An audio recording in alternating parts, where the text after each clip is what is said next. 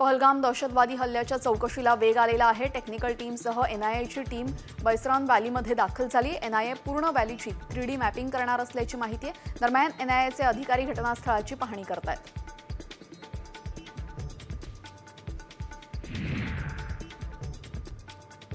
पहलगाम हल्ल्यानंतर भारतीय नौदलानं आक्रमक भूमिका घेतली। पाकिस्तानशी 2 हात करण्यासाठी नौदलानं कंबर कसली। भारतीय नौदलानं एक व्हिडिओ रिलीज केला। पहलगाम हल्ल्याच्या पार्श्वभूमीवर नौदलाकडनं व्हिडिओ रिलीज केल्यानंतर भारत आता पाकिस्तानच्या विरोधात मोठं पाऊल उचलणार असल्याची जोरदार चर्चा रंगलेली आहे। पंजाब सरकार पाकिस्तानी कटकारस्थानाला चोख प्रत्युत्तर देण्यासाठी सज्ज झालेले आहे। सीमेवर अँटी ड्रोन यंत्रणा तैनात केली जाणार आहे। पंजाबमधील सरकारनं सीमेपलीकडनं होणारी तस्करी रोखण्यासाठी सीमावर्ती भागामध्ये अँटी ड्रोन यंत्रणा बसवण्याचा निर्णय घेण्यात आलेला आहे। पंतप्रधान नरेंद्र मोदी यांनी तीनही दलांना कारवाईसाठी फ्री हँड दिल्याचं पाकिस्तानची झोप उडून गेल्याचं दिसतंय।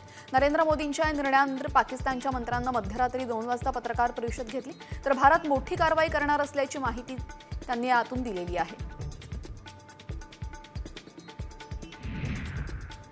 भारत पाकिस्तानवर हिवाळ्यामध्ये वॉटर स्ट्राईक करण्याची शक्यता आहे। सध्या पायाभूत सुविधांच्या अडचणींमुळे पाकिस्तानला जाणाऱ्या नद्यांचा पाण्याचा प्रवाह थांबवणं भारताला शक्य होणार नाही। मात्र हिवाळ्यामध्ये सिंधू, झेलम आणि चिनाब नद्यांचा प्रवाह नियंत्रित करणं शक्य आहे। भारतानं पाकला पूर परिस्थितीची माहिती नकारल्यास पाकला मदतीची उपाययोजना करणंही अडचणीचं ठरणार आहे।